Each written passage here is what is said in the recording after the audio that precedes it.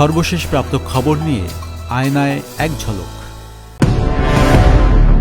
ইসিতে আওয়ামী লীগের নিবন্ধন বাতিল, নির্বাচনে অংশ নিতে পারবে না দলটি, জানালেন প্রেস সচিব। সরকারের অবস্থান স্পষ্ট।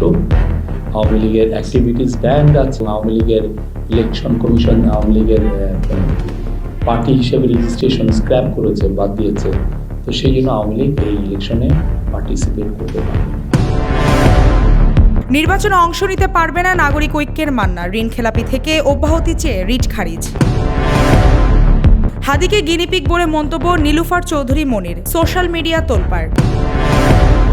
সবচেয়ে দুর্নীতিগ্রস্ত প্রতিষ্ঠান বিআরটিএ, জানালো বিবিএস। দুর্নীতির শিকার হয়েছেন 63.29% মানুষ।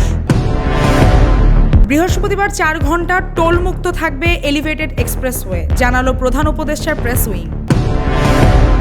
তাইওয়ানে 6.1 মাত্রার ভূমিকম্প, উৎপত্তি মাটির 11.9 মিটার গভীরে, জানা যায়নি ক্ষয়ক্ষতির পরিমাণ।